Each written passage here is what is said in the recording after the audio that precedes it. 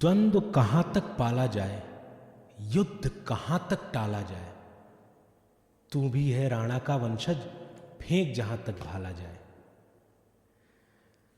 आज के हमारे और आपके मध्य इस संवाद की यह भूमिका है जिसको हमने वाहिद अली वाहिद की कविता से उठाया है। आज आपके साथ कुछ साझा करने की इच्छा है।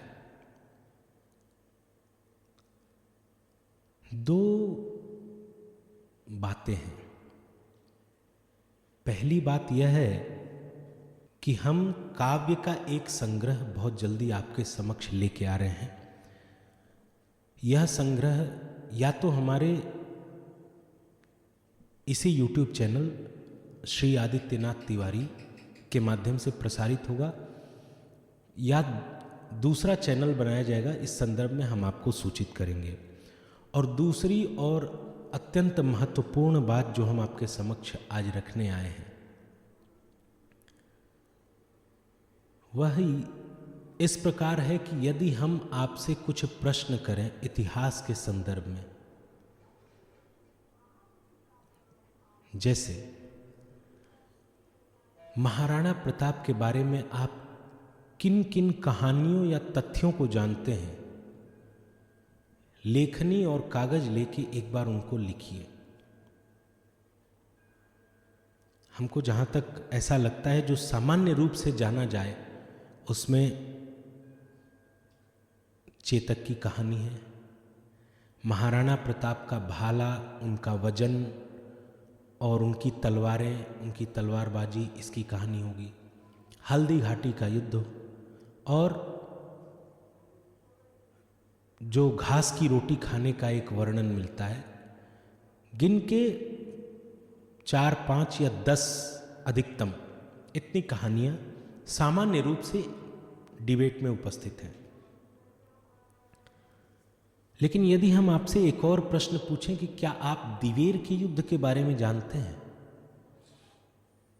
आपको जान के आश्चर्य होगा कि हमारे इतिहास में दिवेर का जो युद्ध है ये एक टर्निंग पॉइंट है।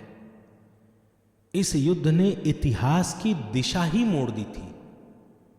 इसी प्रकार हम यदि पूछें कि हल्दी घाटी युद्ध में आप क्या जानते हैं, विजय किसकी हुई थी, तो सामान्य रूप से यह कहा जाता है कि इसमें अकबर की विजय हुई थी। लेकिन मुझे कुछ ऐसे तथ्य मिले जिनमें हल्दी घाटी युद्ध के बाद महाराणा प्रताप जी द्वारा हस्ताक्षरित पट्टे मिले हैं, जमीन के पट्टे। अब बताइए, जो राजा ही नहीं है वो जमीन का पट्टा कैसे दे सकता है? तर्क है।